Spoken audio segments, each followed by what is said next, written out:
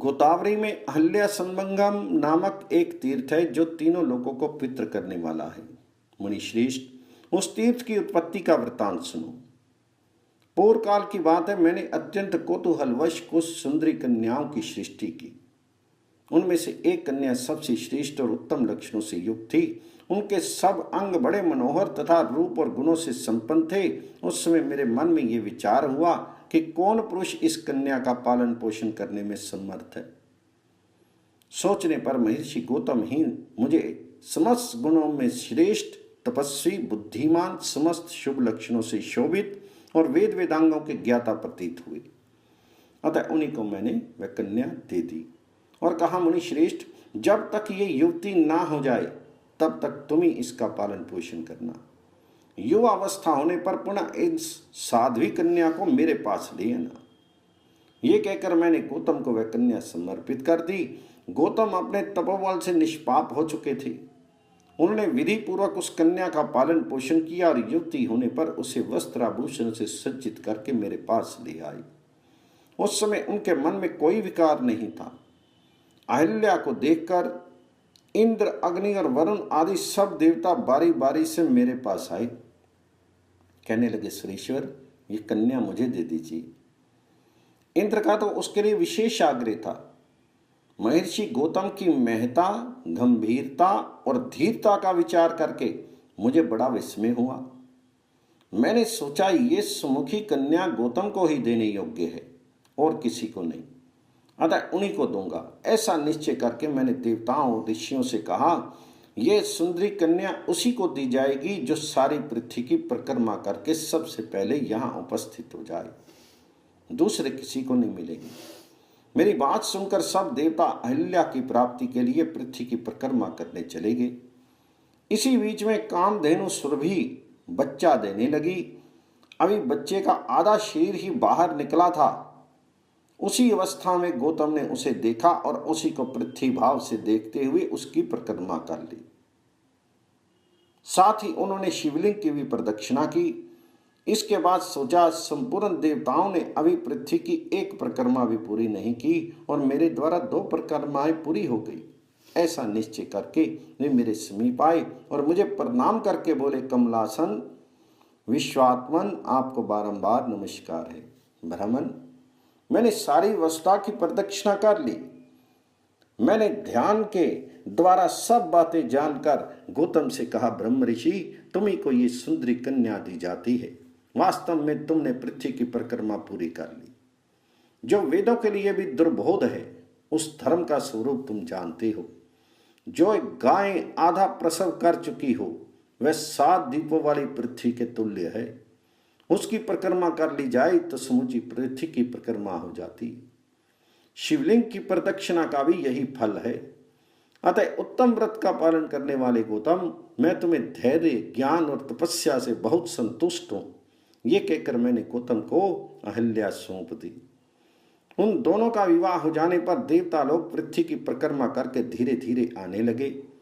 आने पर सबने अहिल्या के साथ गौतम का विवाह हुआ देखा। इससे उन्हें बड़ा आश्चर्य हुआ। अंत में सब देवता स्वर्ग में चले गए, परंतु इंद्र के मन में इससे बड़ी ईर्ष्या हुई। मैंने प्रसन्न होकर महात्मा गौतम को रहने के लिए ब्रह्मगिरि प्रदान किया, जो परम पवित्र, समस्त अभिलक्षित वस्तुओं को देने वाला तथा मंगलमय है। मुनि श्रेष्ठ गौतम वहां अहिल्या के साथ विहार करने लगे। इंद्र ने स्वर्ग में भी गौतम की पवित्र कथा सुनी। अतः मुनि को, उनके आश्रम को और उनकी सुंदरी पत्नी को देखने के लिए वे ब्राह्मण का वेश धारण करके आए। वहां आने पर उन्होंने मन में पाप की भावना लेकर अहिल्या को देखा। उस समय वे अपने आप को भी भूल गए, देश काल की भी सुध नहीं रही और ऋषि के शाप का भय भी उन्होंने भुला दिया। उनका हृदय काम के वशीभूत हो रहा था। एक समय महर्षि गौतम मध्याह्न से पहले की क्रिया समाप्त करके शिष्यों के साथ आश्रम से बाहर गए। उस समय अवसर देखकर इंद्र ने अपने मन के अनुकूल कार्य किया। वे गौतम का रूप धारण करके आश्रम में आए और सर्वांग सुंदरी अहिल्या से बोले, प्रिय, मैं तुम्हारे गुणों से आकृष्ट हूँ। तुम्हारे रूप का स्मरण करके मेरा मन विचलित हो गया है। पांव लड़खड़ा रहे हैं, ये कहकर हंसते हंसते उन्होंने अहिल्या का हाथ पकड़ लिया और आश्रम के भीतर चले गए। अहिल्या ने उन्हें गौतम ही समझा, ये कोई जार पुरुष है, ये बात उनके ध्यान में भी नहीं आई। वह इंद्र के साथ सुखपूर्वक रमन करने लगी। इतने में ही महर्षि गौतम पुनः अपने शिष्यों के साथ लौट आए। प्रतिदिन का ऐसा नियम था कि जब वे बाहर से आश्रम पर आते तब प्रिय वादनी अहिल्या आगे बढ़कर उनका स्वागत करती, प्रिय लगने वाली बातें करती और अपने सद्गुणों से उन्हें संतुष्ट करती थी। उस दिन अहिल्या को ना देखकर परम बुद्धिमान गौतम को ऐसा जान पड़ा मानो कोई बड़ी अद्भुत बात हो गई। मुनि श्रेष्ठ गौतम द्वार पर खड़े हैं और सब लोग उनकी ओर देखते हैं। अग्निहोत्र और शाला के रक्षक तथा घर में काम काज करने वाले अनुचर उन्हें देखकर बड़े विस्मय में पड़े और भयभीत होकर बोले, भगवान ये कैसी विचित्र बात है, आप भीतर और बाहर दोनों जगह देखे जाते हैं। अहो आपकी तपस्या का ही प्रभाव है कि आप अनेक रूप धारण करके विचरते हैं। ये सुनकर गौतम के मन में बड़ा आश्चर्य हुआ। वे सोचने लगे, आश्रम के भीतर कौन गया है। उन्होंने पुकारा, प्रिय अहिल्ये, आज तुम मुझसे बोलती क्यों नहीं।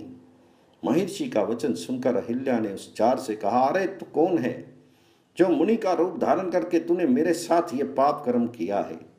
ये कहती हुई भय के मारे शैया से सहसा उठ खड़ी हुई। पापाचारी इंद्र भी मुनि के भय से बिलाव बन गया। अहिल्या थर थर कांप रही थी, उसके वेशभूषा बिगड़ चुकी थी। अपनी प्यारी पत्नी को कलंकित हुई देखकर महर्षि ने क्रोध में आकर कहा, तुमने ये दुस्साहस कैसे किया। उनके इस प्रकार पूछने पर भी अहिल्या ने लज्जावश कोई उत्तर नहीं दिया। तब मुनि उस जार की खोज करने लगे। इतने में उस बिलाव पर उनकी दृष्टि पड़ी। अरे ठीक ठीक बता तो कौन है, यदि झूठ बोलेगा तो मैं तुझे अभी भस्म कर दूंगा। इंद्र हाथ जोड़कर खड़ा हो गया और बोला, तपोधन मैं शची का स्वामी इंद्र हूं, मुझसे ये पाप हो गया। मैंने जो कुछ कहा है वे सत्य है। ब्राह्मण कामदेव के बाणों से जिनका हृदय विदीर्ण हो चुका है वे कौन सा दुष्कर्म नहीं करते। आप करुणा के सागर हैं, मुझ महापापी को क्षमा करें। साधु पुरुष अपराधी पर भी कठोरता नहीं दिखाते।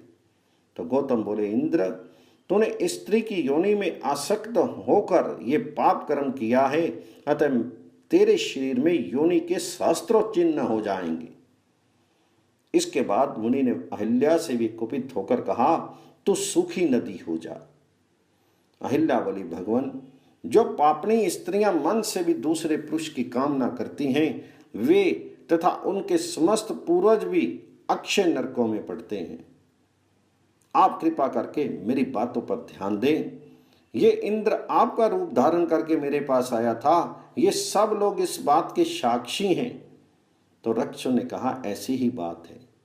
अहिल्या ठीक कहती है। मुनि ने भी ध्यान के द्वारा सच्ची बात को जान लिया और शांत होकर अपनी पतिव्रता पत्नी से कहा, कल्याणी नदी होने पर भी तुम सरिताओं में श्रेष्ठ गौतमी गंगा से मिलोगी। उस समय पुनः अपने स्वरूप को प्राप्त कर लोगी। महर्षि का वचन सुनकर पतिव्रता अहिल्या ने वैसा ही किया। गौतमी गंगा से मिलने पर पुनः उसका वही स्वरूप हो गया जैसा मैंने बनाया था। तत्पश्चात देवराज इंद्र ने हाथ जोड़कर महर्षि गौतम से कहा, मुनि श्रेष्ठ अपने घर पर आए हुए मुझ पापिष्ट की रक्षा कीजिए। ये कहकर इंद्र उनके चरणों में गिर पड़े। ये देखकर महर्षि ने कृपा पूर्वक कहा, पुरंदर तुम्हारा कल्याण हो। तुम गोदावरी के तट पर जाओ और उसमें स्नान करो, इससे तुम्हारे सारे पाप क्षण भर में धुल जाएंगे। तुम्हारे शरीर में योनि के जो सहस्त्रों चिन्ह हैं वे नेत्रों के रूप में परिणित हो जाएंगे। तुम सहस्त्राक्ष हो जाओगे। नारद गौतमी के प्रभाव से ये दो आश्चर्यजनक बातें मैंने देखी हैं। अहिल्या नदी होकर पुनः अपने स्वरूप को प्राप्त हुई और शचीपति इंद्र सहस्त्राक्ष हो गए। तब से वह तीर्थ अहिल्या संगम के नाम से विख्यात हुआ। उसे इंद्र तीर्थ भी कहते हैं। वे मनुष्यों की समस्त कामनाओं को पूर्ण करने वाला है।